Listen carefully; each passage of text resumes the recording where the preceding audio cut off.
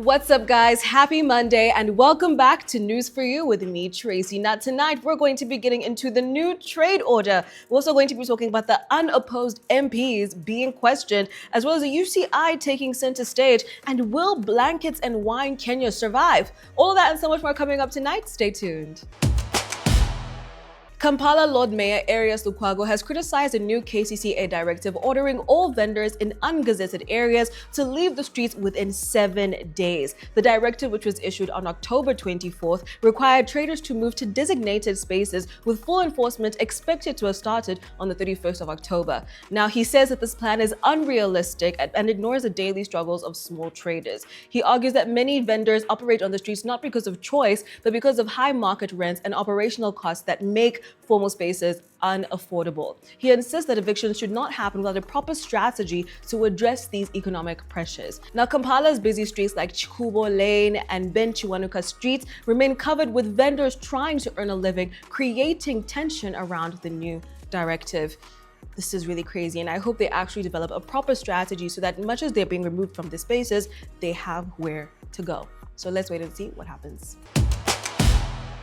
The growing number of unopposed NRM MPs has raised serious concerns about fairness in Uganda's electoral process. Lawyers say the trend points to deeper problems involving politicians, voters, and the Electoral Commission, and they're all calling for urgent electoral reforms to restore public trust. Controversy erupted after State Minister Phiona Nyamutoro was declared unopposed following disputes over her rival's signatures. Speaker Anita Among was also declared unopposed after her challengers were disenfranchised, as was Deputy Speaker Thomas Tayebwa. Several cases are still pending before the Electoral Commission Tribunal, including complaints from candidates who claim foul play after being blocked or disqualified. Very interesting. Let's wait and see how this unfolds. As you know, we will keep you posted.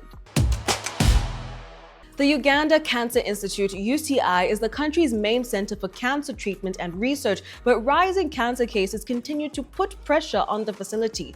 Uganda now records more than 36,000 new cancer cases every year, and many people still come for treatment when the disease is already advanced. The most common cancers include cervical, breast, prostate, Kaposi sarcoma, and several childhood cancers.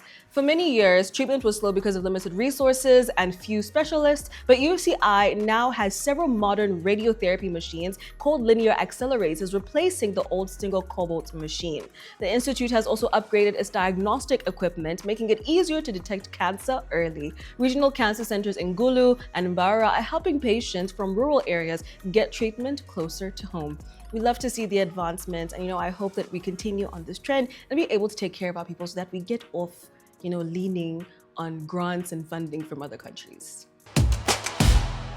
Muthoni Ndonga, popularly known as Muthoni Drummer Queen and founder of Blankets and Wine Festival, has been summoned by the Competition Authority of Kenya following widespread complaints about the poor organization of the event held in October. I don't know if you guys remember, but this was when Thames was there, Joshua Baraka, all of that.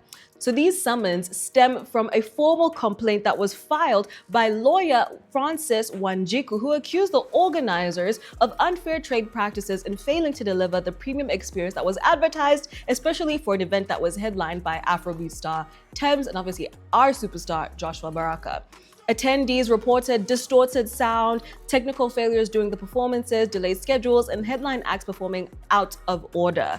Others noted late bar openings and a shortage of drinking water, which caused long queues and near stampede incidents.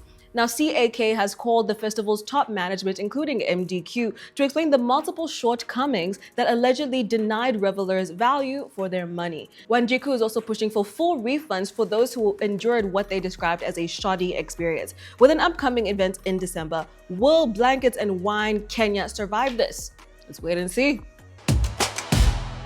And that is a wrap for tonight, guys. As always, please do leave a like, share, subscribe, comment, all of that good stuff, and I'll catch you again tomorrow. Bye.